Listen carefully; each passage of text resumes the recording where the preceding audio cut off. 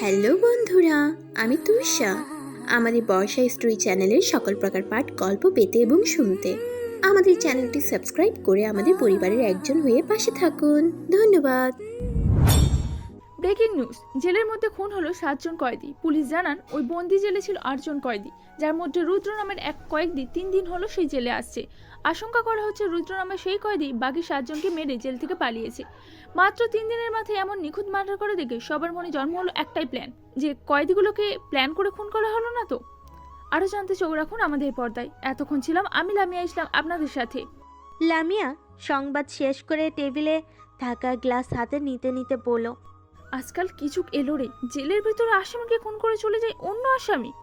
পাশে বসে থাকা একজন সিনিয়র সাংবাদিক লামিয়াকে বলল, আমাদের কাজ হচ্ছে এখন এই ঘটনাটা কিভাবে হলো, রুদ্র নামের কয়েদি করলো না অন্য কেউ, নাকি পুলিশ নিজেরাই এই ঘটনা সাজিয়েছে, আমাদের খুঁজে বের করতে হবে। যদি আমরা এটা করতে পারি তো আমাদের চ্যানেল অনেক উপরে উঠে যাবে। কথাগুলো শুনে মাথা নেড়ে হ্যাঁ জানান দিল। এদিকে জেলের থেকে 7 কয়েদিকে মেরে ফেলাই বর্তমান এমপি চিন্তায় পড়ে গেল। যে কয়েদিগুলো মারা গেছে তারা ছিল বর্তমান এমপির খুব কাছের মানুষ। ওই যে কথাই আছে না, রাজনৈতিক কারণে কিছু খারাপ মানুষকেও পাশে রাখতে হয় যাতে স্বার্থ হাসিল করতে সুবিধা হয়। ঠিক এই কারণেই বর্তমান এমপি সায়েম সাহেবের কয়েদিগুলোকে পাশে রেখেছিল। দরকার হলে কয়েদিগুলোকে সাময়িক সময়ের জন্য বের করে নিজের স্বার্থ অনায়াসে হাসিল করতে পারে সায়েম। কিন্তু এখন কি হবে? জেলের বাইরে যেমন এমপির জন্য কাজ করত কয়েদিগুলো, ভেতরেও তেমন কাজ করত। জেলের ভেতরে থাকা বড়লোকের ছেলেদের মাদক দ্রব্যের ব্যবস্থা করে দিত এই কয়েদিগুলো। এখন আর কেউ রইল না এমপির জন্য জীবন নিতে কিংবা জীবন দিতে পারে এমন লোক। এমপি বসে বসে ভাবছে এখন কি করে আবার সব কিছু আগের মতো পরিচালনা করা যায়। এমপির ফোন বেজে উঠল। ওপাশ থেকে কেউ একজন বলছে, কিরে, 7 জন লোককে একসাথে হারিয়ে খুব কষ্ট হচ্ছে নাকি? তোর সবাইকে এক এক করে শেষ করে দেব আমি। অপরপক্ষের কথা শুনে এমপি সাইম বুঝতে পারল এটা সেই যে তার লোকগুলোকে মেরে ফেলেছে। সাইম বলল, তুই আমার 7টা লোককে মেরে নিজেকে অনেক বড় কিছু ভাবিস না। আমি তোকে খুঁজে বের করে টুকরো টুকরো করে কেটে ফেলবো। কত আশা করে কতজনেই তো মারা গেল, পূর্ণ হলো কি তাদের আশা? তোরও হবে না, শুধু গণনা করে যা দিনগুলো। খুব তাড়াতাড়ি তোর কাছে আসছি। নিজেকে লুকিয়ে রাখতে পারবি না তুই, রুদ্র। আমি তোর সামনে সবসময় আসি, শুধু তুই দেখতে পাস না। দেখার মতো চোখ তোর নাই। ফু। হঠাৎ করে এমপির সামনে থাকা গ্লাস ফেটে গেল। সবাই ভয় পেয়ে গেল। ওপাশ থেকে রুদ্র বলল, কিরে, ভয় পেয়েছিস? আমি তোকে প্রতিনিয়ত ভয় দিয়ে দিয়ে মারবো। আমি চাইলে গুলিটা গ্লাসে না করে তোর কপালে করতে পারতাম, কিন্তু তোর এখনো কিছু পাপের হিসাব নেওয়া বাকি আমার। দূরে বসে স্নাইপার দিয়ে ভয় দেখানোকে বীরত্ব বলে না। সাহস থাকলে তো সামনে আয়। তোর সময়ও অতি সংকটে, যা পাপ করা বাকি আছে করে নে। রুদ্র ফোন কেটে দিল। এমপি ভয় পেয়ে গেল। কেউ যখন সামনে থাকা গ্লাসে শ্যুট করতে পারে তাহলে সে যে কোনো সময় কিছু করতে পারে। এই রুদ্রকে খুব তাড়াতাড়ি বের করতে হবে। এমপি ওসিকে কল দিল। কল রিসিভ করতেই এমপি বলল, কি করছেন? আপনার একটা আসামি 7 জন লোককে মেরে জেল থেকে পালিয়েছে। আপনারা কি থানায় বসে বসে আঙুল চুষেন? স্যার, আমরা আসামিকে খুব তাড়াতাড়ি খুঁজে বের করব। আপনি শুধু একটু সময় দেন। কচু করবেন আপনারা। একটু আগে সে রুদ্র নামের আসামি আমাকে শ্যুট করছে। আমার গায়ে শ্যুট না করে টেবিলে থাকা গ্লাসে করে তার ক্ষমতা জানান দিছে। আপনারা যদি কিছু করতে না পারেন তাহলে আমাকে বলে দেন, আমি আমার লোকদের দিয়ে ওই রুদ্রকে ধরে আনবো। স্যার, আমরা চেষ্টা করছি আসামিকে ধরার, একটু সময় দিন আমাদের। রুদ্রের সব তথ্যগুলো আমার কাছে পাঠিয়ে দিন। আমি নিজে দেখতে চাই কে এই রুদ্র। স্যার, আমি এক্ষুনি আসছি তার ফাইলটা নিয়ে। এমপি কল রেখে দিলে ওসি ভাবছে, এখন কি করব? এদিকে স্যারের চাপ, এদিকে এমপির চাপ, কিভাবে কি করব আমি? 7-5 ভাবতে ভাবতে ওসি রুদ্রের ফাইল নিয়ে আসলো এমপির কাছে। ওসিকে নিজের বাসায় ঢুকতে দেখে কিছুটা রাগী চোখে তাকিয়ে আছে এমপি। ওসি গিয়ে এমপির হাতে রুদ্রের ফাইলটা দিয়ে বলল, স্যার আমরা অনেক চেষ্টা করছি এর ব্যাপারে জানতে। অবিশ্বাস্য হলেও সত্যি যে এই ছেলেটাকে কেউ চেনে না। রুদ্র নামটাও নাকি মিথ্যা, তার চেহারাও কেউ দেখেনি। কোথা থেকে এলো, কীভাবে এলো, কেউ জানে না। আমাদের মনে হচ্ছে এই ছেলে প্ল্যান করে জেলে আছে, হয়তো আপনার লোকগুলোকে মারার জন্য আসছে। তাহলে আপনার আগে কেন এসব ধরতে পারেননি? একটা ছেলে আমার 7-8টা লোককে শেষ করে দিয়ে চলে গেল, আর এমন প্ল্যানিং করছে সেটা আপনারা বুঝতে পারেননি? যদি আমরা বুঝতে পারতাম তাহলে আমরা তাকে আরও জিজ্ঞাসাবাদ করতাম। মাত্র 3 দিনে এমন দুর্ধর্ষ প্ল্যান করে ফেললো সে। সে তাহলে সাধারণ কেউ নয়। খোঁজ লাগান কে সে, জানতে হবে। নয়তো আমি, আপনি, আমরা সবার জন্য বিপদ আছে। জি স্যার, আমরা খোঁজ নিচ্ছি, খুব তাড়াতাড়ি খুঁজে বের করব। ওসি এমপিকে আশ্বাস দিয়ে চলে গেল। এমপি এবার আরো বেশি চিন্তায় পড়ে গেল। তাহলে কে সে ছেলে? খুঁজতে সমস্যা হবে। যেখানে নাম, ঠিকানা, ফোন নাম্বার কোনো কিছু ঠিক নাই, সেখানে কিভাবে খুঁজে বের করা যায় তাকে? এমপি টিভিটা অন করতে ব্রেকিং নিউজ শুনতে পেল, যেখানে বলা হলো ছোট্ট একটি গল্প। আজ থেকে কয়েক বছর আগে ববিউল নামের একজন লোক এমন জেলের ভিতরে থাকা ভয়ঙ্কর কয়েদিদের মেরে ফেলতো। এমন কয়েদিগুলোকে মারতো যারা বেরিয়ে আসার সম্ভাবনা ছিল। সেও কয়েদি সেজে সে তারপর তার কর্মকাণ্ড চালাতো। খবরটা দেখে এমপি কিছুটা চিন্তিত হয়ে গেল। তাহলে কি রুদ্র সেই রবিউল? এই খবর শুনে একটা রহস্যময় হাসি দিল রবি। হাসিটা যতই রহস্যময় হয়, ধ্বংস ততই ভয়ঙ্কর হয়। আপনারা কি ভাবছেন রবি আর রুদ্র আলাদা আলাদা কেউ? না, রবি আর রুদ্র দুইজন এক। মুখে সার্জারি করে নিজের চেহারা পাল্টে রবি রুদ্র হয়ে সে জেলে গিয়ে আসামিদের মেরে আসছে। সার্জারির কারণে তার আসল চেহারা কেউ চিনতে পারছে না।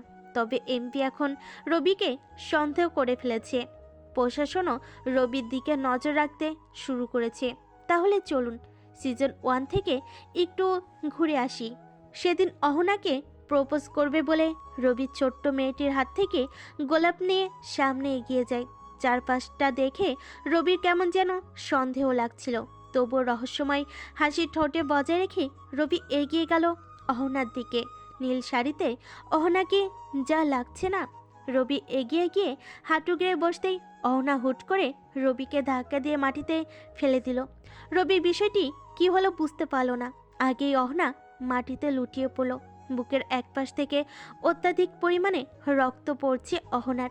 রবি চারপাশে তাকিয়ে দেখে কে করলো এই কাজ, কিন্তু তেমন কাউকেই সে দেখতে পাচ্ছে না।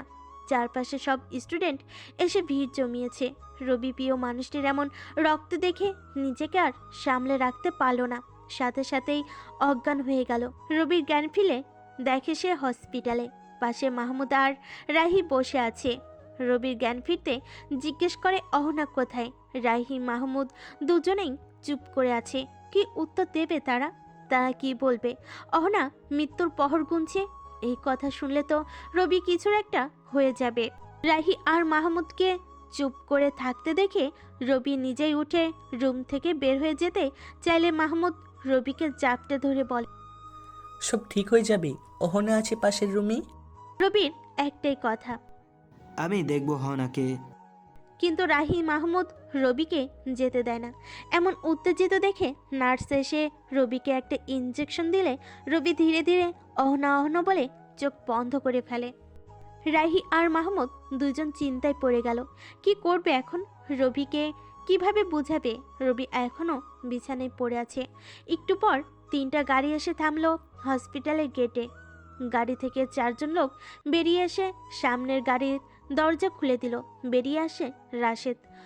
পরের গাড়ি থেকে বেরিয়ে আসে রবির আপু আর ছোট বোন হ্যাপি।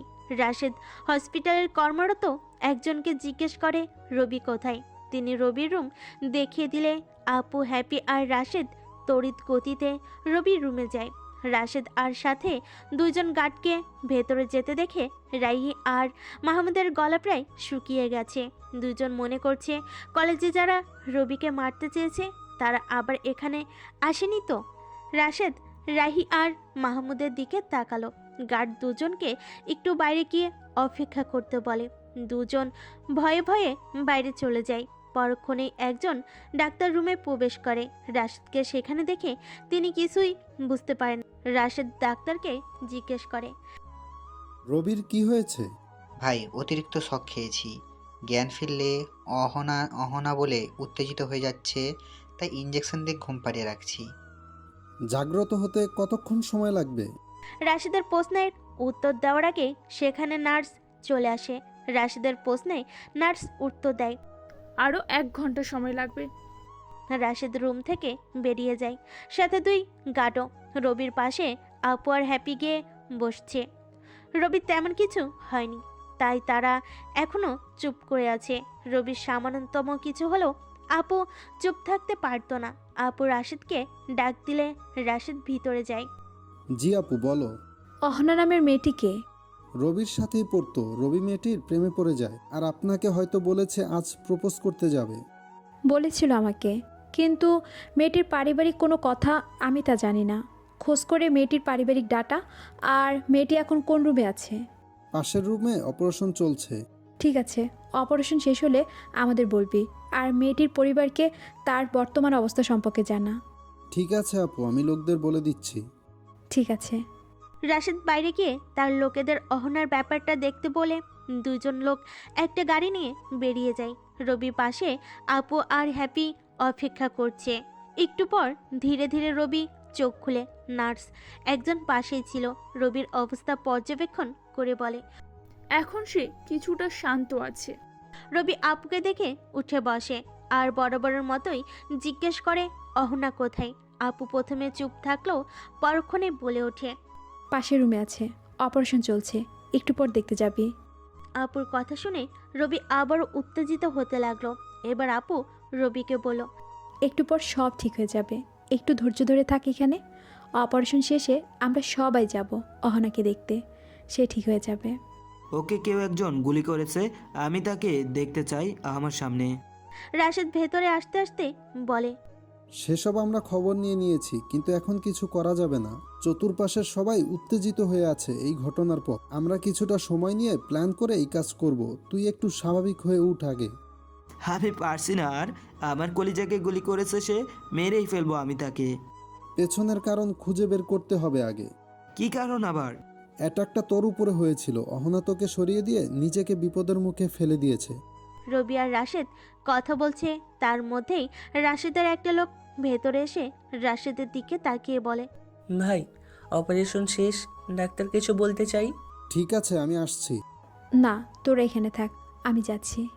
না, আমিও যাব, দেখবো আমি অহনাকে।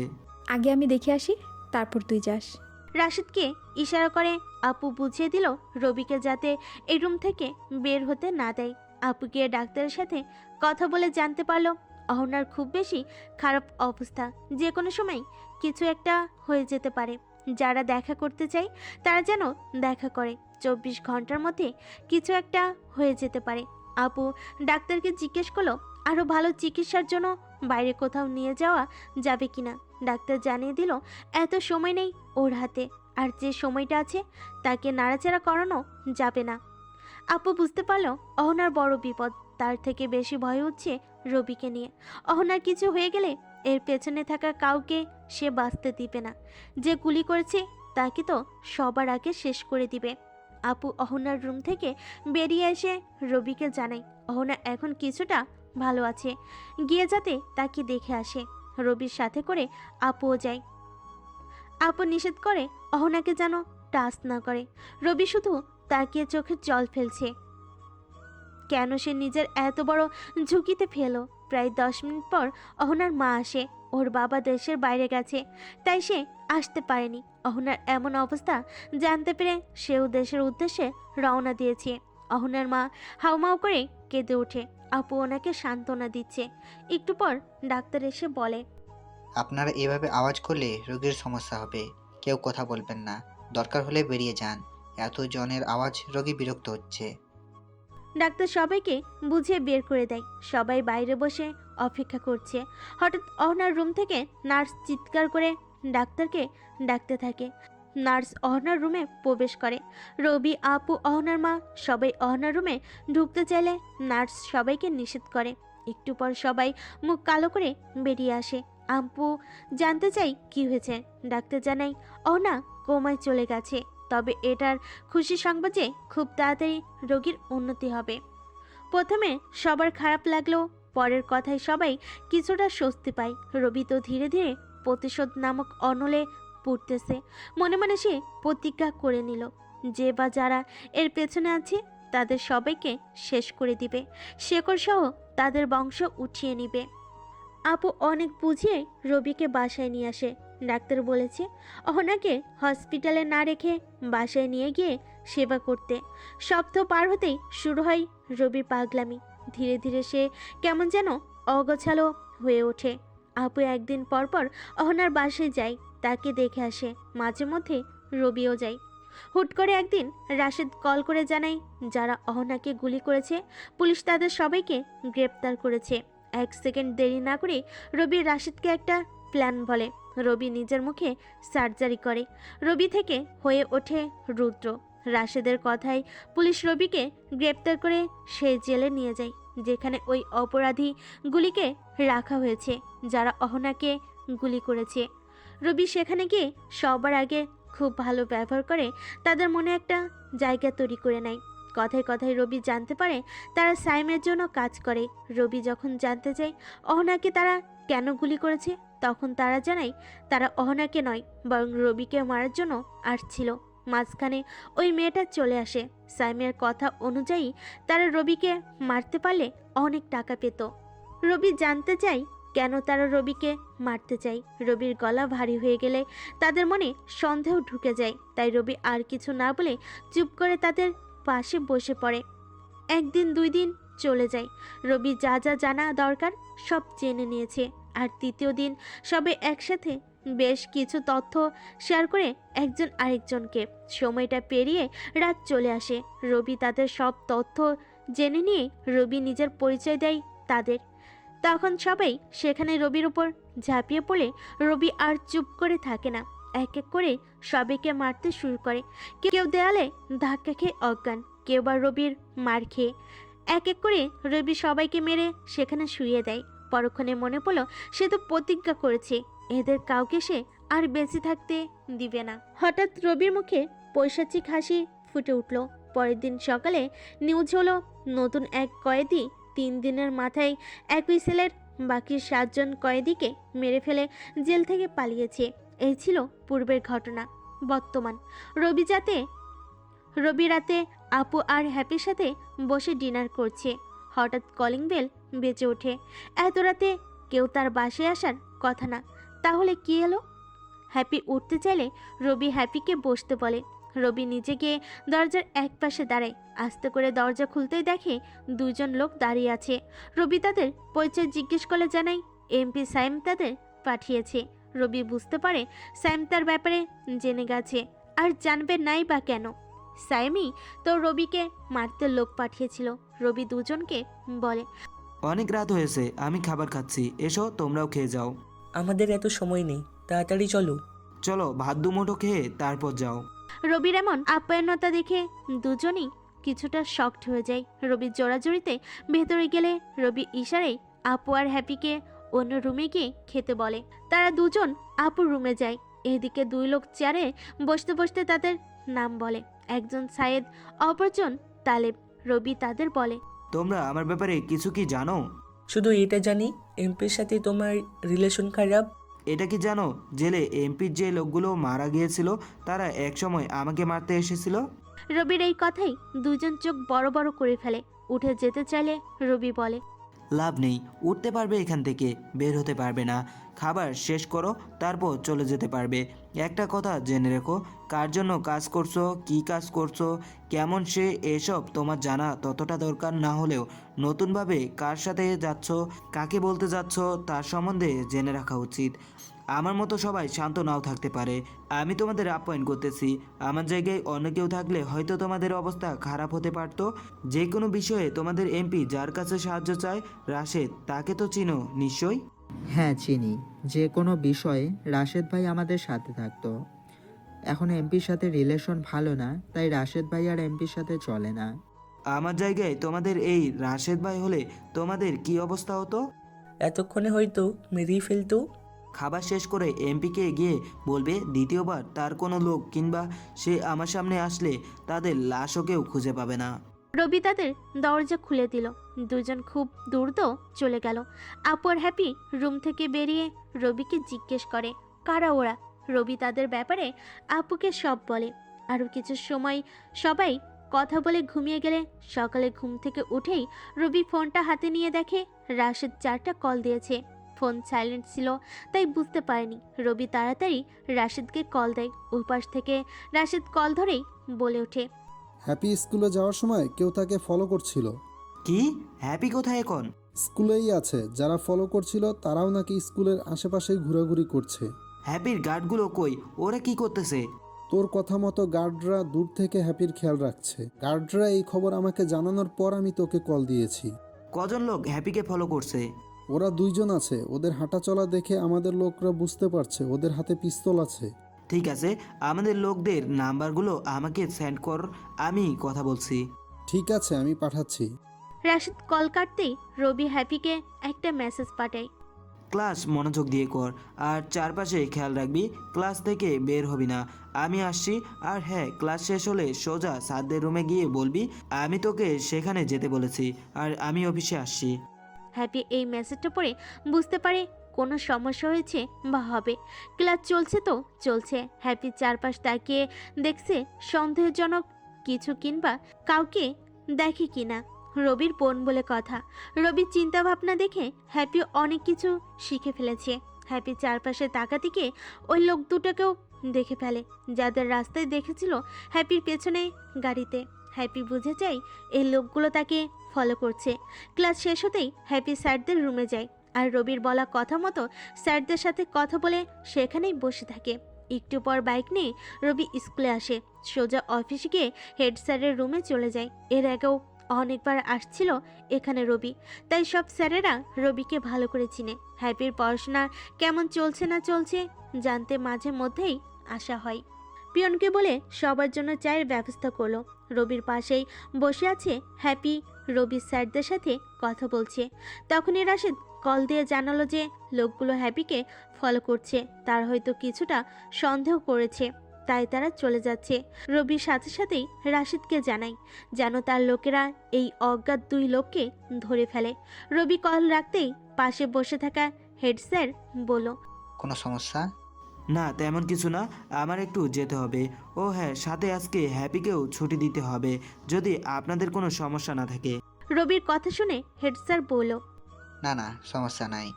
প্রতিবারেই তো বাবা তুমি তোমার বোনকে নিয়ে যাও যখনই আসো। এটা আমার ব্যক্তিগতভাবে খুব ভালো লাগে। আর মাঝে মধ্যে এভাবে এসে খোঁজ খবর রাখা খুব ভালো একটা বিষয়। কয়জনই বা খোঁজ রাখে বলো?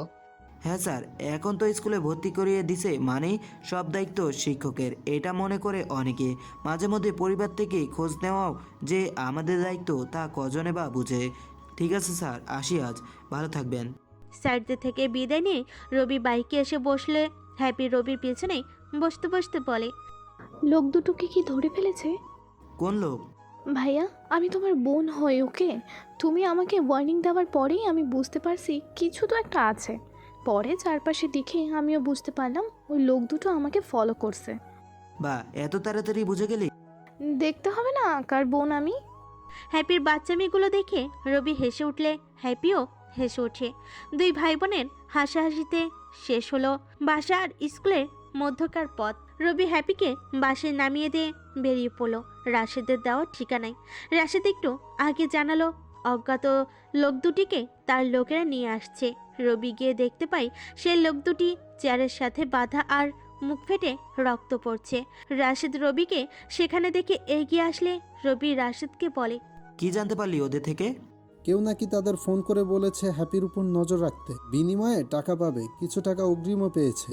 তাহলে চল দেখি সে দুজন ভদ্রলোককে। রবি গিয়ে তাদের সামনে বসে জিজ্ঞেস করে, কিরে, আমার বোনকে ফলো করছিলি কেন? একটা নম্বর থেকে কল আছে আর কিছু ছবি পাঠায়। আমাদের বলা হয় মেয়েটির পিছু নিতে আর সারাক্ষণ আপডেট জানাতে। আমাদের 2 লক্ষ টাকা দেবে বলেছে এই কাজ করলে। ইতোমধ্যে 50,000 টাকা দিয়েছে। এত টাকা দেখে আমরা লোভ সামলাতে পারিনি, তাই আমরা এই কাজ করেছি। কে কল দিয়ে তোদের এসব করতে বলেছে? নাম বল। জানি না আমরা তার নাম, সে নিষেধ করেছে, তার ব্যাপারে কিছু বলতে। আমরাও কিছু জিজ্ঞেস করলে সে বলে আমাদের টাকা দরকার, টাকা দিচ্ছে। তার ব্যাপারে জানা আমাদের কাজ নেই। ওহো, এত ভয় যদি হতো ওর, তাহলে আমার বোনের পেছনে নজর রাখতে বলতো না। দেখি ওর ফোন নাম্বার দে। পাশ থেকে রাশিদ বলল, নিয়েছি নাম্বার, ওইটা টেম্পোরারি নাম্বার ছিল, এই নাম্বার দিয়ে খুঁজে পাওয়া সম্ভব না। তাহলে ওদের দিয়ে ওদের কাছে যাব। মানে? এই দুজনকে ছেড়ে দিবি। টাকার জন্য ওরা ওদের হয়ে কাজ করত, এখন ওরা জীবনের বিনিময়ে আমার জন্য কাজ করবে, নয়তো দুজনে দানা ভরে দিব। কথাটা বলেই যখন লোকগুলোর দিকে তাকালো তখন তারা ভয়ে চোখ বড় বড় করে ফেলেছে। রবি এই ভয় দেখে পৈশাচিক আনন্দ পেল। রাশিদকে বলল লোকগুলোকে হসপিটালে পাঠাতে। রবি চলে যায়। রাশিদ দুজনের ফোন নাম্বার নিল আর বলল, আমি তোদের যা বলবো তাই করবি, ফোনে বলবো কখন কি করতে হবে, আর যে তোদের ফলো করতে বলেছে সে কখন কি বলে আমাদের জানাবি। ঠিক আছে ভাই। রাশিদ নিজের দুইটা লোককে বলল গাড়ি নিয়ে এদের দুজনকে হসপিটালে দিয়ে আসতে, আর হসপিটালের খরচটাও যেন দিয়ে দেয়। রাশিদ গাড়ি নিয়ে নিজের বাসার দিকে রওনা দিল। এদিকে রাশিদের লোকগুলো হসপিটালে এসে দুজনের চিকিৎসা করিয়ে টাকা দিয়ে তাদের কাজে চলে এলো। অনেক দিন হলো রবি নিজের কম্পিউটার রুমে ঢুকে না। আজকে ইচ্ছে করছে একটু কম্পিউটারের কিবোর্ডে হাত চালাবে।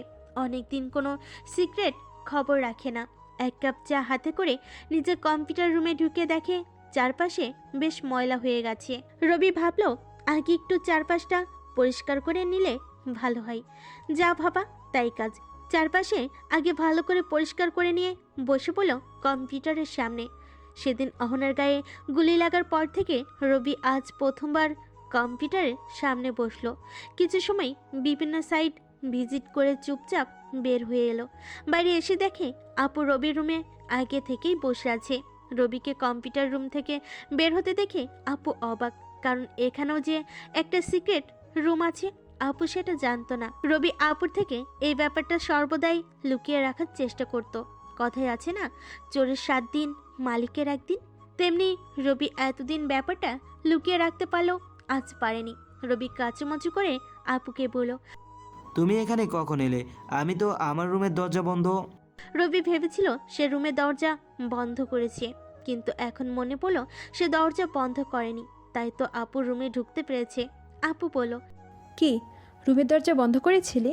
না মানে বন্ধ করতে ভুলে গিয়েছিলাম। এই ভুলটা না করলে আজকে সত্যিটা আমি জানতেই পারতাম না। না মানে তুমি নিষেধ করেছিলে কম্পিউটারের সামনে না যেতে, তাই আলাদা করে রুম করলাম যাতে তুমি জানতে না পারো। এভাবে আমি জানতে না পারি এমন আরও কী কী কাজ করেছিস? কিছু করিনি, শুধু কম্পিউটার ইউজ করছি, সেটা লুকিয়েছি। এমন কিছু করিস না যাতে পরবর্তীতে তোকে ভুগতে হয় এটা নিয়ে। হ্যাপি কি করছে? টিভি দেখছে। এভাবে গেল আরও কয়েকদিন। রবি জানতে পারে হ্যাপিকে যারা ফলো করছিল আজ তাদের সাথে দেখা করবে হ্যাপিকে ফলো করতে বলা লোকটা। রবির রাশিদকে জানাই লোক রেডি করে রাখতে। লোকেরা চলে গেল নির্দিষ্ট ঠিকানায়। সবে এসে উপস্থিত। রবি একটু দূরে বাইক নিয়ে দাঁড়িয়েছিল। রবি ফোনের স্ক্রিনে দেখে কালো কারে কারোর মুখে মাস্ক পরে একটা লোক গাড়ি থেকে নামলো। রবি লোকটাকে কোথায় যেন দেখেছে এমন মনে হচ্ছে। লোকটা গিয়ে তার 2 লোকের সাথে দাঁড়িয়ে কথা বলতেই পেছন থেকে রবি বাইক নিয়ে এন্ট্রি নিল। এখানে তৃতীয় কাউকে দেখে লোকটা নিজের কোমর থেকে পিস্তল বের করে রবির দিকে তাক করে ধরল। রবি নিজের মাস্ক খুলে লোকটা পিস্তল নামিয়ে ফেলে। রবি লোকটির সামনে দাঁড়াতেই কাঁপা কাঁপা হাতে লোকটি নিজের মাস্ক খুলে রবির মুখ দিয়ে একটা শব্দ বের হয়, রবার্ট। লোকটা আর কেউ নাই। কয়েক বছর আগে রবি যখন দেশের বিভিন্ন কাজে বিদেশে গিয়ে দেশের জন্য কাজ করত তখন দেখা হয় রবার্টের সাথে। রবার্ট একজন সিক্রেট এজেন্ট হয়। রবি আর রবার্ট একসাথে একটা মিশনে যায়। সেখান থেকে রবি আর রবার্টের পরিচয়। রবার্ট মালয়েশিয়ায় থাকে। রবি কোনো কারণে মালয়েশিয়ায় গেলে রবার্টের সাথে দেখা করে। একটা মিশনে এক লোক রবার্টকে পেছন থেকে গুলি করতে গেলে রবি নিজেই লোকটাকে গুলি করে রবার্টকে সেই মিশনে বাঁচায়। সেদিন থেকে রবার্ট আর রবি ভালো বন্ধু হয়ে যায়। মালয়েশিয়ায় কোনো কাজ থাকলে রবি রবার্টকে বলে করিয়ে নেয়। বাংলাদেশের রবার্টের কাজও রবি করে দেয়। তাদের বন্ধুত্বটা অনেক ভালো হয়। রবিকে দেখে রবার্ট এজন্যই ভয় পেল। সবাই জানে রবি মারা গেছে। সেদিন অ্যাক্সিডেন্টে রবির গাড়ি খাদে পড়ে গিয়ে ব্লাস্ট হয়ে যায়। পেছনে রবার্ট ছিল অন্য একটা গাড়িতে। দুজন দুবাইয়ের একটা মিশন শেষ করে আসছিল। তখনই এই ঘটনা ঘটে। অনেক খোঁজ করেও রবিকে পাওয়া যায়নি। সব কিছু পুরো ছাই হয়ে যায়। তাই সবাই ভাবে রবি হয়তো সেখানেই মিশে গেছে। রবির সব কন্ট্যাক্ট অফ ছিল। সিক্রেট কাজ করতে গেলে নিজের তথ্য ছাড়া আর কোনো তথ্য দেওয়া হয় না। পরে এই তথ্য নিয়ে যে কেউ চাইলে ঝামেলা করতে পারে। তাই সেদিনের পর থেকে রবিকে আর কখনো সিক্রেট এজেন্সির জন্য কাজ করতে দেখা যায়নি। সবাই ধরে নিল রবি সেই আগুনে পুড়ে ছাই। কিন্তু আজ এমন একটা সময় রবার্ট রবিকে নিজের সামনে দেখে বিশ্বাস করতে পারছিল না। রবার্ট রবিকে জড়িয়ে ধরে বলে, ভাই এতদিন কোথায় ছিলে তুমি? রবি চুপ করে আছে, কিছুই বলছে না। রবার্ট আবার বলে, কি হলো ভাই, চুপ করে আছো কেন? এবার রবি বলে, চলো বাসায় যাই, সব কথা সেখানে হবে। হ্যাঁ ভাই চলো। রবার্ট তার দুই লোককে চলে যেতে বলে। রবিও ইশারা করে চারপাশে থাকা তার লোকেদের চলে যেতে বলে। রবি বাইকে বসে নিজের মতো ড্রাইভ করছে। পেছনে রবার্ট নিজের গাড়ি নিয়ে আসছে। মিনিট 10 পর রবি নিজের বাসার সামনে এসে থামলো।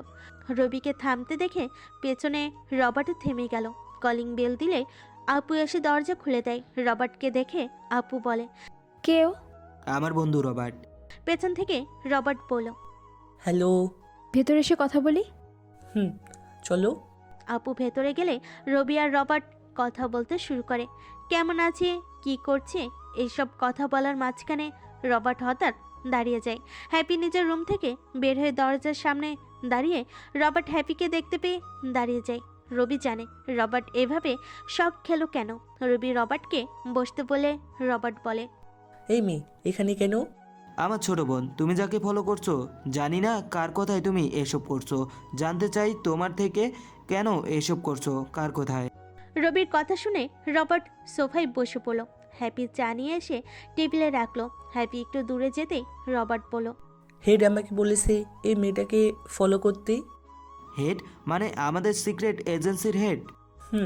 ওনার কথাই আমি এই মেয়েটিকে মানে তোমার বোনের উপর নজর রাখতে বলি। এই দুই লোকগুলো যাতে ঠিক মতো কাজ করে, তাই কিছু টাকাও দিয়েছি। আমার দেশে কোনো কাজ থাকলে সেটা তুমি আমাকে জানাতে পারতে। আমরা তো সবাই জানি তুমি, তাই আমাকে এই কাজ করতে হলো। তোমার সাথে যখন আমার শেষ মিশন হয় তার আগের রাতে আমি তোমাকে একটা কোড দিয়েছিলাম, মনে আছে? কোড? রাতে যখন আমার সাথে প্ল্যান করে রুমে যাচ্ছিলাম তখন তোমার হাতে একটা চিট কোড দিয়েছিলাম, যাতে একটা কোড লেখা ছিল উল্টো পৃষ্ঠায়। ও নো, আমি উপরের পাতাটাই শুধু দেখেছি, নিচের পাতা তো দেখি নাই। সেটা তোমার ভুল ছিল। উল্টো পাতায় লেখা ছিল RK9023DXWC, যেটা তোমাকে আমার ব্যাপারে অনেক কিছু জানাতে সাহায্য করতো। এটা তুমি গুগল করলেও আমার ব্যাপারে অনেক কিছু চলে আসতো। আমি না থাকলেও জানতে পারতে আমার বন্ধুর আশেতে ঠিকানা, আরও অনেক কিছু জানতে পারতে। একটা বড় ভুল করে ফেলেছি। বাদ দাও ওটা, এখন বলো হেড কেন আমার বোনকে ফলো করতে বলেছে? তুমি ভালো করে জানি হেড কখনো কারণ বলে না। তবে কালকে হেড বাংলাদেশে আসছে। তোমার বোনকে কালকে বা আজকে ওনার সামনে নিয়ে যেতে বলেছে আমাকে। মানে হেড এদেশে 2 দিন থাকবে, তার মধ্যে ওনার সাথে তোমার বোনের দেখা করানোটা আমার কাজ। তার মানে এর পেছনে কি কারণ তুমি জানো না? কিছু জানি না, আমি তোমাকে সত্যি বলেছি। ঠিক আছে, শেষ দিন তুমি দেখা করাবে হ্যাপি মানে আমার ছোট বোনের সাথে হেডের। এটা মনে রাখবে, হ্যাপি আমার বোন। আমি শুধু পেছনের কারণটা জানার জন্য আমার বোনকে সামনে আনছি। যদি কেউ আমার বোনের গায়ে একটা ফুলের টোকাও দিয়ে যায় তাহলে তার লাশ ওখানেই পড়ে যাবে। আমি ব্যাপারটা দেখে রাখবো। মনে থাকে যেন আমি তোমাকে বাঁচানোর জন্য নিজে গুলিবদ্ধ হয়েছিলাম, কারণ তুমি আমার টিমে কাজ করতে। তাই এখন তুমি জানো ভালো করে কি করবে তুমি। রবির এমন অপ্রকাশিত কথাই রবার্ট বুঝতে পারে। তার কথায় যখন হ্যাপি হেডের সাথে দেখা করতে যাবে তখন কেউ হ্যাপিকে কিছু করতে চাইলে যেন রবার্ট নিজের জীবন দিয়ে হলেও হ্যাপিকে রক্ষা করে। রবার্ট চলে যায়। রবির রাশিদকে রবার্ট আর হেডের কথাগুলো জানাই। রবার্ট জানাই কাল হেড দেখা করবে এবং নির্দিষ্ট ঠিকানাও দিয়ে দেয়। রবি জানায় যে ঠিকানা দিয়েছে তার আশেপাশে 20 মিটারের মধ্যে যেন রবির লোকেরা থাকে। সবাই যেন স্নাইপার হাতে নিয়ে দূর থেকে হ্যাপির ওপর নজর রাখে, যেন কেউ হ্যাপির কাছেও আসতে না পারে। রবি হ্যাপিকে জানাই রবার্টের সাথে ওই জায়গায় যেতে। হ্যাপি রবির এক কথায় রাজি হয়ে যায়। হ্যাপি ভালো করে জানে রবি যখন যেতে বলেছে তখন হ্যাপির সামনে যতই বিপদ আসুক রবি হ্যাপির সামনে থাকবে। রবার্ট আর হ্যাপি কাপড়ে মাইক্রোচিপ লাগিয়ে দেয়, যেন কি বলছে না বলছে শুনতে পারে। আর হ্যাপির ঘড়িতেও ট্র্যাকার লাগিয়ে রাখে, যদিও এটা অনেক আগে থেকেই লাগানো আছে। হ্যাপি আর রবি দুজনেই জানে এটা। অবশেষে চলে এলো সেই সময়। রবার্ট হ্যাপিকে অজ্ঞান করে গাড়িতে তুলে নিয়ে যায় নির্দিষ্ট ঠিকানায়। একটু পর হেড আসে। কিছুটা দূরে দাঁড়িয়েছিল রবি আর দূর থেকে নজর রাখছিল তাদের উপর। আশেপাশের সব বিল্ডিংয়ে তো রাশেদ সহ রবির লোকেরা স্নাইপার হাতে নিয়ে হেডের দিকে তাক করেই আছে। হেড আসতেই রবার্ট হ্যাপিকে যে গাড়িতে অজ্ঞান করে রেখেছে সে গাড়ির দরজা খুলে হ্যাপিকে দেখায়। রবার্ট হ্যাপিকে এভাবে নিয়ে আসছে দেখে হেড কিছুটা ভয় পেয়ে যায়। হেড তাড়াতাড়ি দরজা বন্ধ করতে বলে। রবার্টকে আরও বলে, এই মেয়েটিকে আনতে কোনো সমস্যা হয়নি তো? না, কোনো সমস্যা হয়নি, কিন্তু স্যার এই মেয়েটিকে কেন এখানে নিয়ে আসতে বলেছেন? মেয়েটির কোনো সমস্যা হোক তা আমি চাই না। আমি আমাদের সবার ভালোর জন্য এই কাজটা করছি, কিন্তু মনে হচ্ছে না এত কিছু করে কোনো লাভ হয়েছে।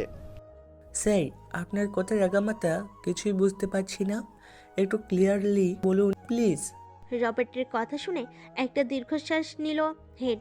চোখের চশমা খুলে হাতে নিয়ে বলতে শুরু করলো, সেদিন তুমি আর আমার আরেকজন চৌকো এজেন্ট মিশনে গিয়েছিল, তোমার মনে আছে রবির কথা? হ্যাঁ স্যার, মনে আছে। রবির সাথে এই মেয়েটির কি রিলেশন? বলছি শোনো, সেদিন যে অ্যাক্সিডেন্টে গাড়িতে আগুন ধরে যায়, ওই গাড়িতে রবির বডি পাওয়া যায়নি। সবাই মনে করছে হয়তো আগুনে পুড়ে ছাই হয়ে গেছে, কিন্তু আমি এই বিষয়টি মানতে পারছি না। এমন একজন চৌকো অফিসার আমি কোনোভাবে হাতছাড়া করতে চাই না। আমি ওর মধ্যে এমন কিছু দেখেছি যার জন্য আমার পরবর্তী জায়গা ও পেত। আমি না থাকলে সে আমার চেয়ারে বসতো। আমার এখনও নিজেকে বিশ্বাস করাতে কষ্ট হচ্ছেও নাই। আমি ওর ব্যাপারে জানতে চাই, অনেক খোঁজ লাগাই। অনেক দিন পর জানতে পারি ওর ঠিকানা এই শহর। চিন্তা করি ও যদি বেঁচে থাকে বা আমাদের থেকে দূরে সরে থাকে, তাহলে এমন কিছু করে যাতে ও নিজে থেকেই বাইরে চলে আসে। এই মেয়েটি নাকি তার বোন, এটা জানতে পেরে তোমাকে বলেছি এই মেয়েটিকে ফলো করতে। রবি যদি থেকে থাকে তাহলে তোমাকে সে ধরে ফেলবে, তার বোনকে ফলো করছো তাই। আর সে তোমাকে ধরে ফেললে আমরা বুঝতে পারবো রবি এখনও বেঁচে আছে। কিন্তু এখনও সব কিছু বৃথা গেল মনে হচ্ছে। তবে একটা বিষয় আমাদের মাথায় রাখতে হবে। কি বিষয় স্যার? রবির একজন ভালো বন্ধু আছে, যদিও সে মাফিয়া। এখন আমাদের সূত্র অনুযায়ী সে এখনও আমাদের আশেপাশের কোথাও আছে। তার থেকে হয়তো রবির ব্যাপারে ভালো কিছু জানতে পারি। হয়তো এমনও হতে পারে রাশেদ মানে রবি সেই বন্ধু জানে রবি বেঁচে আছে, হয়তো রাশেদের কাছে আছে। স্যার, একজন মাফিয়ার কাছে যাওয়া কতটা ঠিক হবে? তাকে সবাই মাফিয়া বলে জানলেও সে আসলে মাফিয়াদের মতো কিছু করে না। লোকে কেন জানি শুধু শুধু তাকে ভয় পায়। যদি আমরা রাশেদের কাছে যাই আর সে যদি আমাদের যাওয়া ভালো চোখে না দেখে তো আমাদের মেরে ফেলতেও পারে স্যার। এই জন্য বলেছি সে মাফিয়ার মতো নয়। আর এই মেয়েটি কে যেন? কে স্যার? এই হলো রবির ছোট বোন। এই মেয়ে আমাদের কাছে থাকলে রাশেদ কিংবা রবি কেউ আমাদের গায়ে ফুলের টোকাও দিবে না। যদিও বা এটা করা আমাদের জন্য অন্যায় হচ্ছে, কিন্তু ভালোর জন্য তো এটা করতেই হবে। আমরা রবির পিছনে কেন পড়েছি স্যার? যদি সে বেঁচে থাকে তাহলে আমাদের জন্য বিশাল পাওয়া হবে। আমরা চাচ্ছি তাকে ফিরে পেলে অনেক কিছু পাবো, আর না পেলে তো আর কিছু করার নেই। আমি নিজেকে মানাতে পারছি না সে নাই এই কথা, তাই এই ব্যবস্থা নিলাম। ওর বোনকে টোপ হিসাবে ব্যবহার করতে হবে এখন। তাহলে আমরা কবে রাশেদের সাথে দেখা করব? এক্ষুনি। আমার কাছে এত সময় নেই এখানে থাকার। কালকে আমার মেয়ের জন্মদিন। রবির এই ছোট বোনের মতো আমারও একটা মেয়ে আছে। ওর জন্মদিনে আমি না থাকলে কিভাবে হয় বলো? আজকেই ফিরতে হবে আমাকে। রবি রাশেদ সবাই তাদের এই কথাগুলো দূর থেকে শুনে বুঝতে পারে রবিকে খোঁজ করা হচ্ছে তার বীরত্বের জন্য।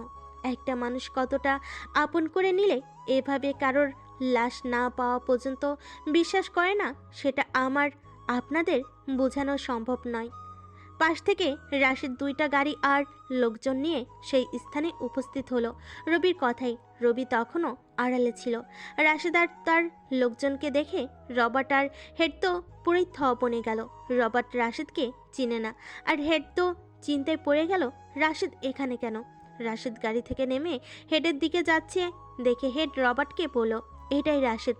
হেডের কথা শোনা মাত্র রবার্ট নিজের পিস্তল বের করতে চাইলে হেড না করে, কারণ হেড এটাও জানে রাশেদ এখানে মারামারি করতে আসেনি, বরং কথা বলতে এসেছে। রাশেদ এগিয়ে গিয়ে রবার্ট আর হেডের সামনে দাঁড়িয়ে বলল, মিস্টার হায়দার। হেড নিজের আসল নাম শুনে চমকে গেল। সবাই জানে হেডের নাম জোসেফ, কিন্তু এভাবে নিজের আসল নাম রাশেদের মুখে শুনে অবাক। রাশেদও বলে বসলো, নিজের আসল নাম শুনে অবাক হলেন বুঝি? জোসেফ ওরফে হায়দার। আমার দেশে আসলেন আর আমাকে জানালেন না, আমি এটা মাইন্ড করলাম। হেড কিছু না বলে চুপ করে আছে। পরক্ষণেই রাশেদ বলল, রবির খোঁজে আসছেন তাই না? হ্যাঁ, কিন্তু সব আগে থেকেই জেনে যাচ্ছেন আপনি, কারণ কি? এত বড় একজন মানুষ আমাদের দেশে আসলো, আমার সাথে দেখা করতে চায়, তো কি চায় আমি জানবো না কেন? আসছে কেন দেখা করতে চায়? কিন্তু একটা ভুল আপনি করে ফেলেছেন। এই ছোট্ট বাচ্চা মেয়েটাকে কেন টোপ হিসাবে ব্যবহার করলেন? রাশেদ হ্যাপির দিকে আঙ্গুল দেখিয়ে এই কথা বলতেই হেড কিছুটা ভয় পেয়ে গেল। আরও কিছুটা সময় কথা বলো। একটা পর্যায়ে এসে হেড রাশেদকে বলল, রবি কি আদৌ বেঁচে আছে? হেডের এই কথা শুনে দূর থেকে রবি জানিয়ে দিল রবি এন্ট্রি নিচ্ছে। রবির কথা শুনে রাশেদ মুচকি হাসছে। হেড এই হাসির কারণ বুঝতে পারছে না। পরক্ষণে হেড দেখতে পেল রবি বাইক নিয়ে আসছে। রবিকে দেখে হেডের চোখ বড় বড় হয়ে গেল। রাশেদ তখনও হেডের সামনে দাঁড়িয়ে হেসে যাচ্ছে। রবি বাইক রেখে হেডের সামনে আসতেই আচমকা রবিকে জড়িয়ে ধরল। রবি এটার জন্য মোটো প্রস্তুত ছিল না। হেড রবিকে বলল, বাবা, তুমি এখনো বেঁচে আছো? আমি এমন কিছু আশা করছিলাম। যেদিন তোমার বডি না পাওয়ার পর আমি নিজেকে কোনোভাবেই বুঝতে পারছি না তুমি নেই, কিন্তু আজ আমি অনেক বেশি হ্যাপি, কারণ তুমি বেঁচে আছো। আমি যেন হারানো রাজ্য আবার ফিরে পেলাম, এমন আনন্দ হচ্ছে আমার। হেডের কথার মাঝখানে রবি বলে উঠল, আমাকে নিয়ে এত চিন্তা কেন স্যার আপনার? যেখানে একজন বীর থাকে সেখানে আর কি লাগে? তুমি হলে সেই বীর, আর তোমাকে নিয়ে চিন্তা তো থাকবেই। বলুন স্যার, আমি কিভাবে আপনার কাজে সাহায্য করতে পারি? আমাকে তো অনেক খুঁজলেন, আমার বোনকেও কিডন্যাপ করেছেন, কি করতে পারি বলুন আপনার জন্য? তুমি চলো আবারও আমার সাথে, আবারও এনজির জন্য কাজ করবে। স্যার, আমি চাইলে তখনই যেতে পারতাম, কিন্তু আমি আমার পরিবারের সাথে থাকার জন্য সেদিন আর নিজেকে আপনাদের সামনে আনি নাই। এখন আপনি আমাকে আবারও আপনাদের সাথে যেতে বলেছেন জীবন নিয়ে খেলার জন্য। দেখো বাবা, তুমি থাকলে বিভিন্ন দেশের মাফিয়া ভয়ে থাকে, তুমি নাই এটা জানার পর থেকে মাফিয়াদের তাণ্ডব এখনও আক্রমণগত বেড়ে চলছে। এদের এখন না থামলে ভয়ঙ্কর কিছু করে বসবে। আমি তো যাব না আপনাদের সাথে, তবে একটা কাজ করতে পারেন, আমার নাম এজেন্টদের লিস্টে রেখে আমাকে আমার মতো কাজ করতে দিতে পারেন। আমি আপনার কাজে সাড়া নাও দিতে পারি, বলতে পারেন আমি পূর্ণ স্বাধীন থেকে কাজ করব, আপনি আমাকে বলতে পারবেন না এটা ওটা করতে, তাহলেই আমি ফিরতে পারি। রবির কথা শুনে হেড কিছু সময় চুপ করে ভেবে বলল, ঠিক আছে, তুমি যেমন চাইবে, তবে কয়েকদিনের মধ্যে অফিসে গিয়ে দেখা করবে। কিছু প্রাথমিক কাজ আছে, সেগুলো শেষ করতে হবে, তারপর তুমি পূর্ণ স্বাধীন থাকবে। রবির সাথে কথা শেষ করে হেড যখনই চলে যেতে চাইবে, তখন রবি হেডকে দাঁড় করিয়ে বলে, স্যার, নিজের মেয়েকে নিয়ে যাবেন না? আমার মেয়ে? এখানে কেন আমার মেয়ে আসবে? রবি মুচকি হাসি দিল। রাশিদও অবাক, কি বলে রবি এসব। পরক্ষণে রবি রবার্টের দিকে তাকিয়ে বলল, রবার্ট যে মেয়েটিকে আমার বোন মনে করে তুলে এনেছে সে আমার বোন নয় স্যার, আপনার ওই মেয়ে যার কালকে জন্মদিন। হোয়াট? কি বলছো তুমি এসব? আমার বোনকে কেউ এত সহজে কিডন্যাপ করবে তা কি করে হয় স্যার? আমি যখন জানতে পারি আমাকে খোঁজার জন্য আমার ছোট বোনকে টপ হিসেবে ব্যবহার করা হয়েছে, তখন আমি প্ল্যান করি আমিও এমন কিছু করব যাতে যে আমার পেছনে পড়েছে সে যেন সারা জীবন মনে রাখে। জানতে পারি আপনি সে। আমিও দেরি না করে আপনার ছোট মেয়েকে কিডন্যাপ করি। আজকে আপনার মেয়ের সাথে যা হলো তা আমার বোনের সাথে হতো, আর এটা আমি কখনো হতে দিতে পারি না। তুমি এটা ঠিক করো নাই। আমাকে খুঁজতে আমার ছোট বোনকে ফলো করাটা কি ঠিক ছিল স্যার? রবির কথা শুনে হেড রেগে মেগে নিজের মেয়েকে গাড়িতে তুলে নিয়ে গেল। রাশিদ চিন্তায় আছে দেখে রবি রাশিদকে জিজ্ঞেস করলো, কি হয়েছে, এত চিন্তা কিসের? কেমনে কি? হেডের মেয়েকে আমার কিছু লোকেরা স্কুলে যাওয়ার পথে কিডন্যাপ করেছে। আর মেয়েটির মুখটা দেখতে হ্যাপির মতো লাগলেও ব্যাপারটা ভিন্ন। মেকআপ আর্টিস্ট দিয়ে মেয়েটির মুখটা হ্যাপির মতো করিয়েছি। রবির কথা শুনে রাশিদও বোকা বনে গেল। এত প্ল্যানের মাঝে যে আরও একটা প্ল্যান করে রাখবে রবি, সেটা বুঝতে পারেনি সে। অন্য একটি দেশ থেকে হেডের মেয়েকে কিডন্যাপ করে আনাও এত সহজ ছিল না। আপনাদের আরও একটা কথা না বললেই নয়, জেলে রবি কয়েদিগুলোকে মেরে আসার পর আবারও নিজের আসল চেহারা নিয়ে আসছিল সার্জারি করে। তাই হেড রবিকে দেখা মাত্রই চিনতে পেরেছে। আর জেলে থাকতে অন্যরকম চেহারা ছিল বলে পুলিশ রবির বর্তমান চেহারা দেখেও চিনতে পারছে না। হেড নিজের গাড়িতে করে চলে গেল। রাশিদ দাঁড়িয়ে তখনও অবাক দৃষ্টিতে রবির দিকে তাকিয়ে আছে। রবি রাশিদকে বলল, এভাবে না তাকিয়ে চল এখান থেকে। রাশিদ হাতে চারপাশে ইশারায় কিছু বললে রবি আর রাশিদের সব লোকেরা নিজেদের অস্ত্র নিয়ে সবে রাশিদ আর রবির কাছে আসে। রাশিদ সবাইকে বলে চলে যেতে। সবাই চলে যায়, তবে রবিকে পেছন থেকে ফলো করা গার্ডগুলো থেকে যায়। রবি আর রাশিদ নিজেদের গাড়ি করে বাসায় চলে আসে। রাতে আবারও ল্যাপটপে বসে কাজ করছিল রবি। হঠাৎ ফোনটা বেজে উঠলে দেখে অহনার মা ফোন করেছে। রবি মোটেও অবাক হয়নি। অহনার অবস্থা জানানোর জন্য অহনার মা মাঝে মধ্যেই রবির আপুকে কল করে। দরকার পড়লে রবিকে কল দিয়ে ডাকে। আর এখনও সেটাই হলো। অহনা নাকি কিছুটা পরিবর্তন হচ্ছে, শ্বাস নাকি একটু জোরে জোরে নিচ্ছে। তাড়াতাড়ি যেন রবি অহনার বাসায় যায়। রবির বুক ধুকপুক করছে, কি জানি না কি হয়, এই ভয়ে কাজ করছে। রবি তাড়াতাড়ি বাইক নিয়ে অহনার বাসায় যায়। গিয়ে দেখে অহনার পাশে তার মা বসে কান্না করছে। কতদিন হলো অহনা শুয়ে আছে, কারোর সাথে কথা বলছে না। রবি গিয়ে অহনার অবস্থা দেখে অহনার মাকে বলে ডাক্তারকে ফোন করেছি কিনা। অহনার মা জানাই ফোন করেছে আর ডাক্তার আসছে। কথাটা মুখ থেকে শেষ করতে না করতেই ডাক্তার চলে আসে। অহনাকে দেখে ডাক্তার বলে এক্ষুনি হসপিটালে নিয়ে যেতে হবে। অহনাকে নিয়ে রবি আর অহনার মা হসপিটালে যায়। রবি ফোন করে আপুকে অহনার অবস্থা জানায়। রাত হয়ে গেছে অনেক, তাই আপু সকালে আসবে বলে। আর এদিকে হ্যাপিরও এক্সাম, তাই হ্যাপিকে রেখে যাওয়াটা ঠিক হবে না। ডাক্তাররা অহনাকে একটা রুমে নিয়ে গিয়ে পরীক্ষা নিরীক্ষা করে। এদিকে অহনার মা কেঁদে নিজের নাজেহাল অবস্থা করে ফেলেছে। প্রায় 40 থেকে 50 মিনিট পর ডাক্তার বাইরে এসে একটা স্বস্তির নিঃশ্বাস ফেলে বলে, অহনা এখন আগের থেকে অনেকটা ভালো আছে। আশা করা যাচ্ছে 5 থেকে 7 দিনের মধ্যে জ্ঞান ফিরবে। ডাক্তার আরও জানাই অহনাকে বাসায় সেবা করার কারণে এমন পরিবর্তন সম্ভব হয়েছে, নয়তো এমন মৃত্যুর মুখ থেকে 0.0% মানুষ ফিরে আসে।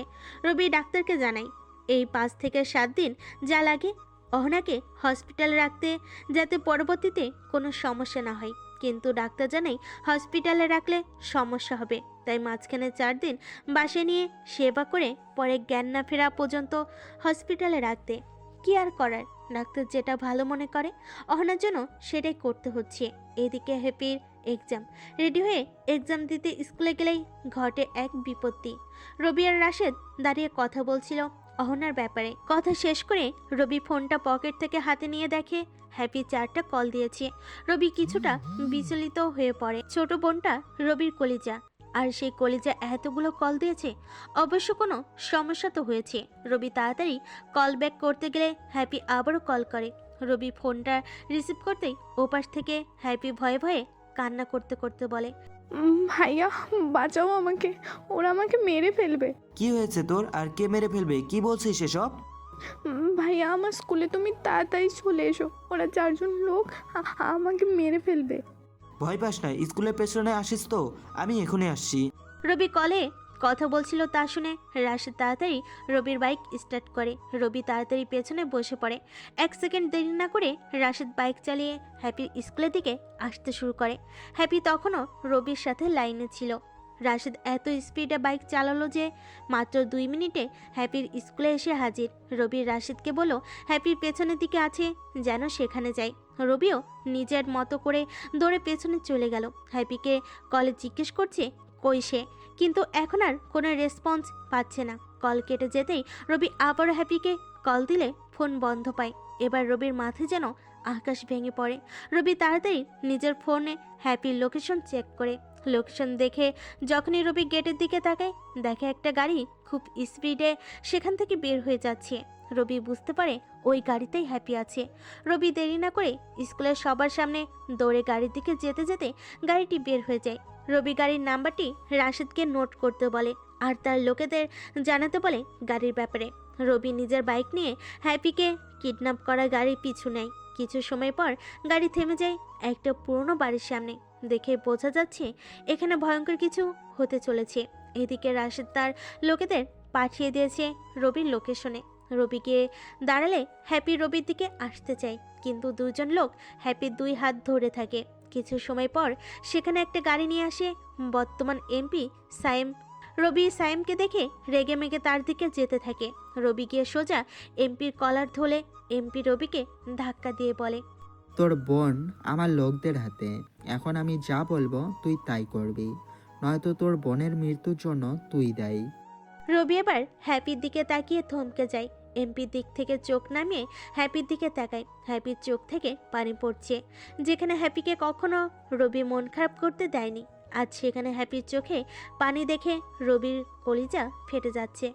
সাইম রবির দিকে কয়েক পা হেঁটে রবিকে বলে, তুই সে না যে জেলের ভেতরে আমার লোকগুলোকে মেরে ফেলেছিস? কি মনে করেছিস আমি কিছুই জানবো না? রাজনীতি করি আমি, রাজনীতির মারপ্যাচ আমি ভালো বুঝি। তুই আমার লোকদের মেরে ফেলেছিস আর আজ তোকে মরতে হবে।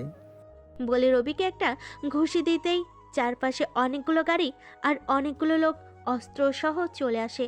চারপাশটা ঘিরে ধরে। রবির নাক দিয়ে রক্ত পড়ছে। গাড়ি থেকে রাশিদ নামতে দেখে সাইম তো ভয় পেয়ে গেছে।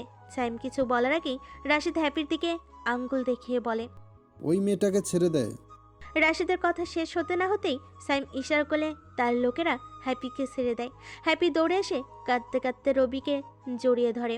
রবি হ্যাপিকে শান্ত করার চেষ্টা করে, কিন্তু এত বেশি ভয় পেয়েছে হ্যাপি, কিছু সময় পর পর অনেক জোরে কান্না করছে।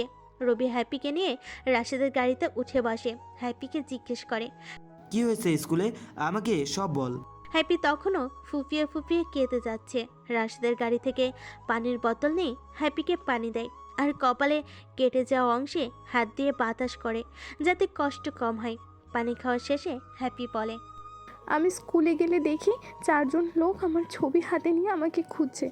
লোকগুলোকে আমি কখনো দেখি নাই। আমি ভয় পেয়ে দৌড়ে সেখান থেকে চলে যেতে চাইলে তাদের একজন আমাকে দেখে ফেলে। তারপর তারা পিস্তল বের করে আমার পিছু নেয়। আমি দৌড়ে স্কুলের পেছনে গাছের দিকে লুকিয়ে তোমাকে কল দিলে তুমি কল ধরো না। পরে কয়েকবার দিলে কল ধরো, তখন কথা বলার সময় ওরা আমাকে ধরে ফেলে।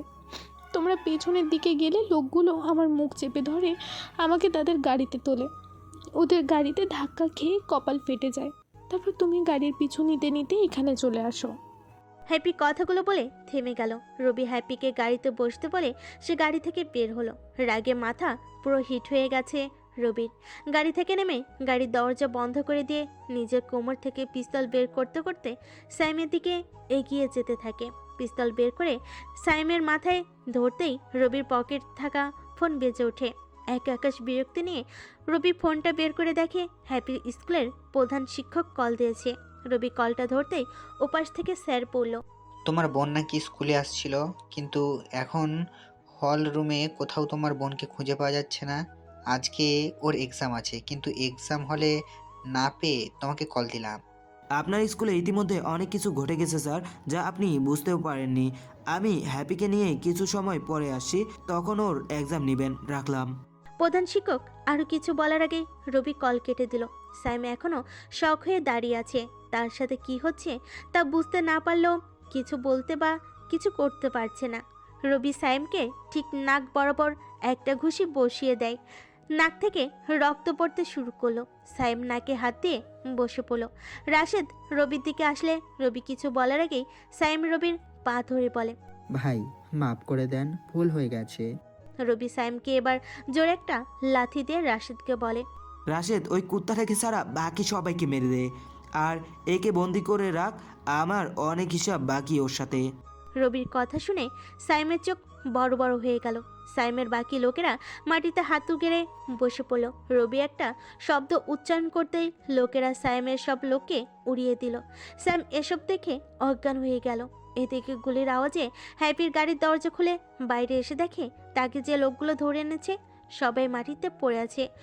ময়লাগুলো পরিষ্কার করতে বল, আর সাইমকে বেঁধে রাখ, রাতে আমি আসছি।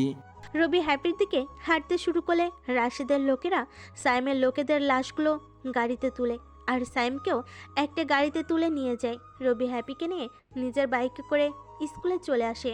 সোজা প্রধান শিক্ষকের রুমে যেতেই স্যার দাঁড়িয়ে যায়। স্যার কিছুটা ভয় পেয়ে গেছে।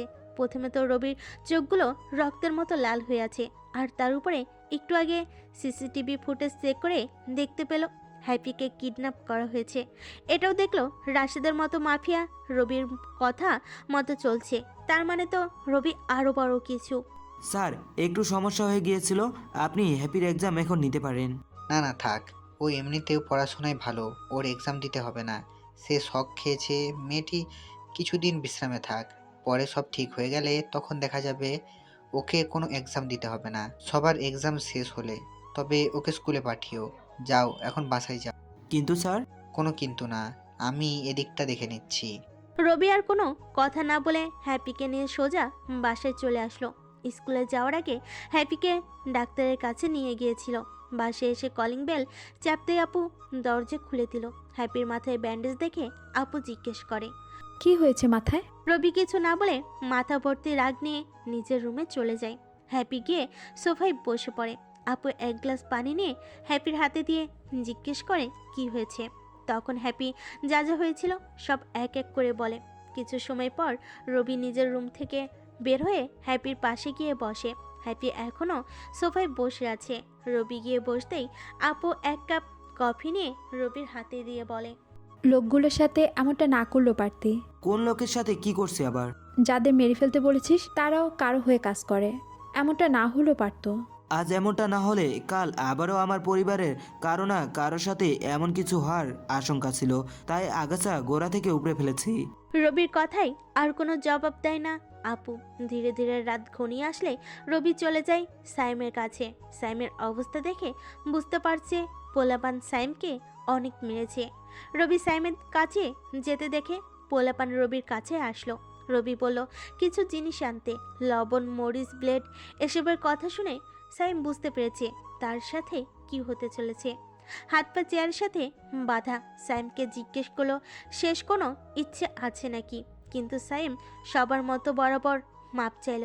কিন্তু এটা তো রবির ডিকশনারিতে খুবই কম ইউজ হয়। রবি বলল, আমার বেশ কিছু প্রশ্ন আছে, জানি সব উত্তর তোর কাছে আছে। যদি প্রশ্নের উত্তর দিস তাহলে কষ্ট না দিয়ে মেরে দিব, আর যদি আমার প্রশ্নের উত্তর না দিস তো। আমার প্রথম প্রশ্ন, সেদিন অহনাকে কেন তোর লোকেরা গুলি করেছে? আমি জানি এসব বললেও তুই আমাকে মেরে ফেলবি, কখনো বলবো না এসব আমি। তুই বলবি না, তোর বাপ বলবে। রবি কথা বলতে বলতে সাইম পায়ের পাতায় একটা শুট করলো। সাথে সাথে সাইম লাফ দিয়ে গিয়ে পড়ে গেল চেয়ার নিয়ে। রবি ইশারা করতেই দুজন লোক সাইমকে আবার তুলে রবির সামনে বসালো। আবার জিজ্ঞেস করলো, কেন সেদিন তোর লোকেরা অহনাকে শ্যুট করেছে? বলবো না, তোর যা করার কর। এমনিতেও যখন মারা যাব তোকে এত তথ্য দিয়ে কেন মরতে যাব? মেরে ফেল আমাকে। সাইমের ঘাটতারামি দেখে এবার রবি তার এক লোককে বলো গরম পানি আনতে। এদিকে রবি বিলেট দিয়ে সাইমের পায়ের পাতার নিচের অংশ কাটতে শুরু করলো। সাইম চিৎকার করছে, কিন্তু মুখে কাপড় গুজে দেওয়ায় চিৎকার তার মুখের ভেতরে থেকে যাচ্ছে। এবার গুঁড়ামরিচ সাইমের পায়ের কাটা অংশে লাগিয়ে দেওয়ার কয়েক সেকেন্ড পরেই সে অজ্ঞান হয়ে যায়।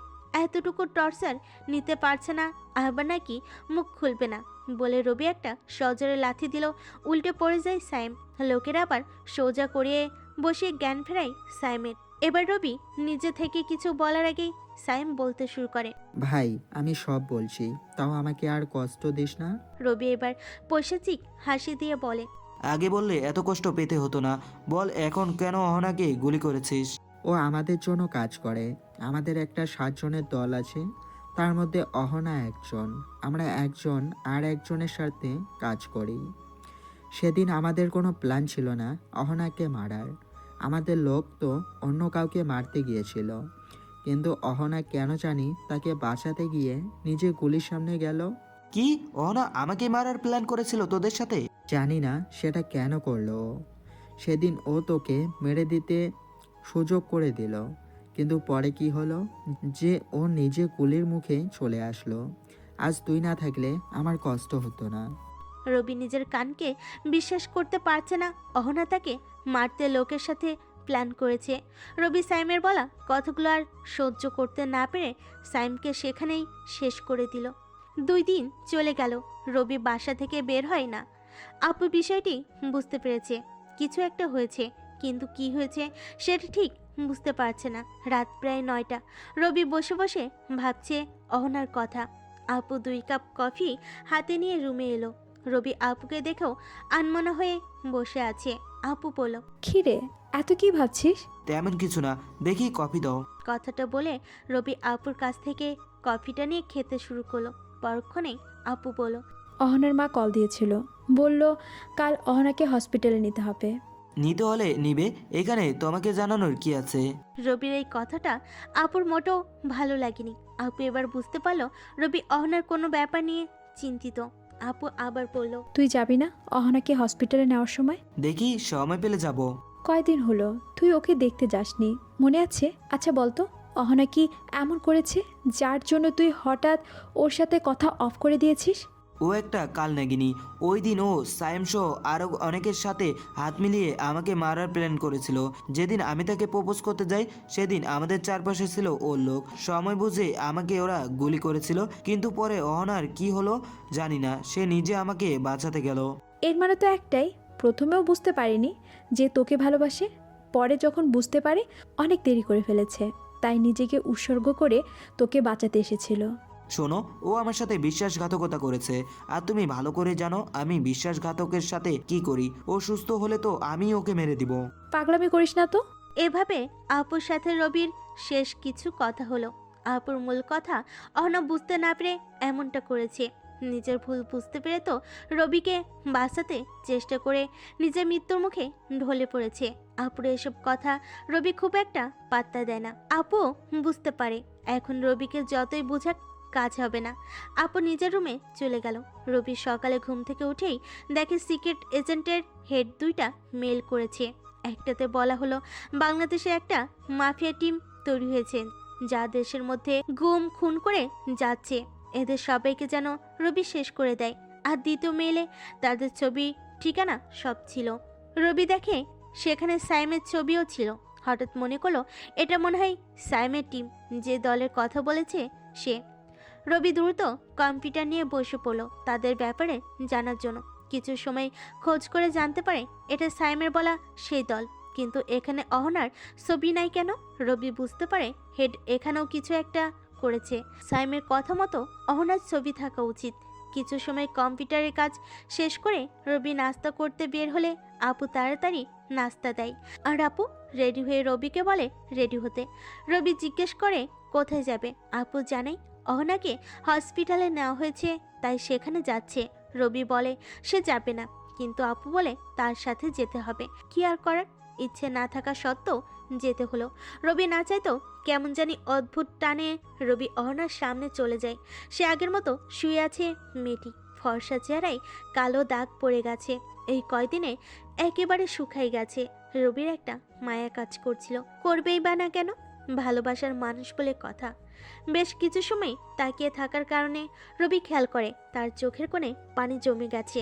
রবি তাড়াতাড়ি চোখের পানি মুছে নিয়ে বাইরে চলে আসে। সময় যায় 1 ঘন্টা 2 ঘন্টা, অহনার কোনো পরিবর্তন হয় না। এভাবে প্রায় 7 ঘন্টা যাওয়ার পর নার্স ডাক্তারকে চিৎকার করে ডাকতে শুরু করে। ডাক্তারের সাথে রবিও গিয়ে দেখে অহনার চোখ খুলে উপরের দিকে তাকিয়ে আছে।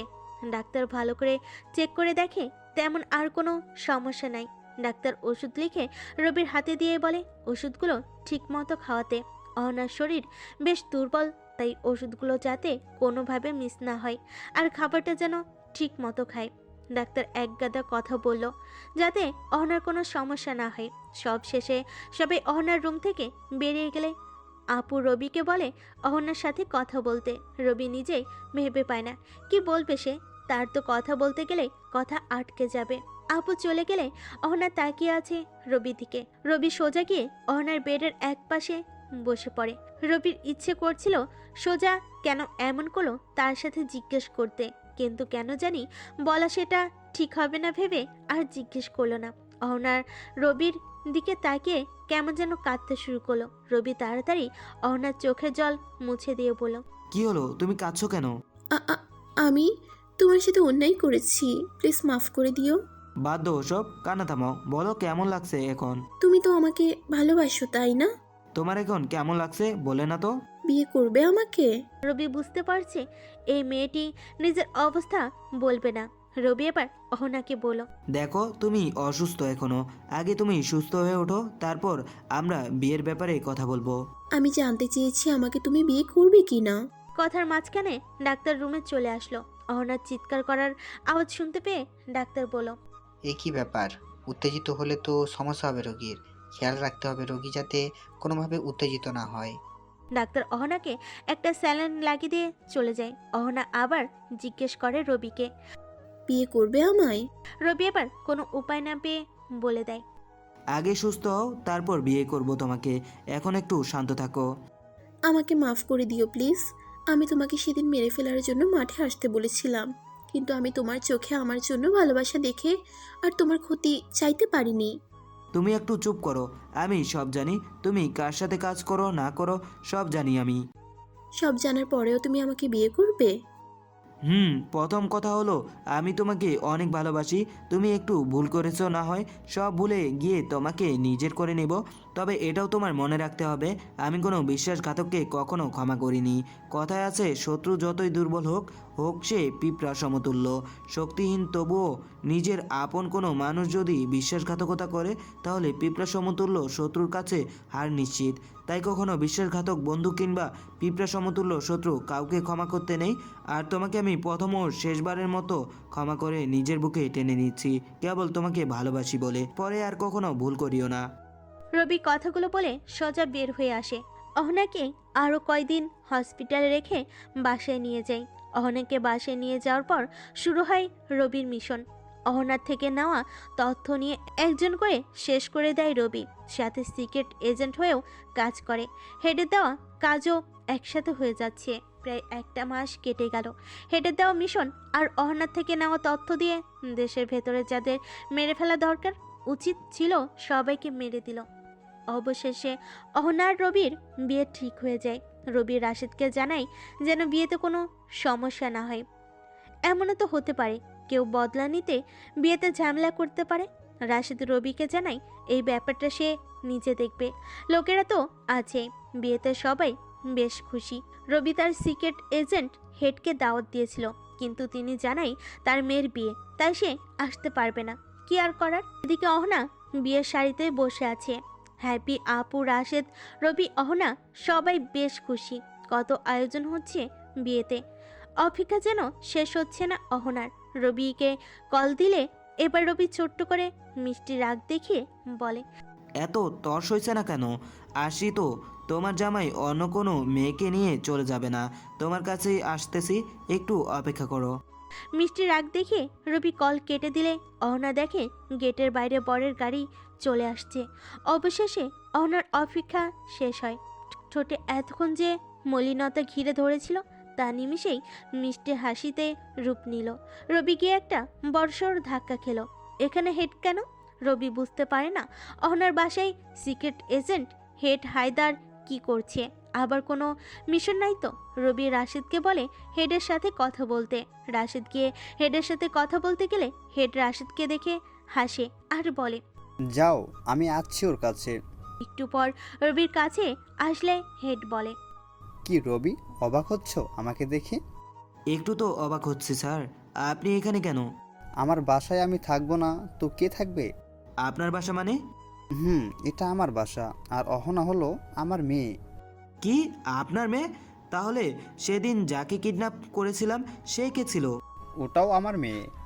আপনার কয়টা মেয়ে আমি ঠিক বুঝতে পারছি না।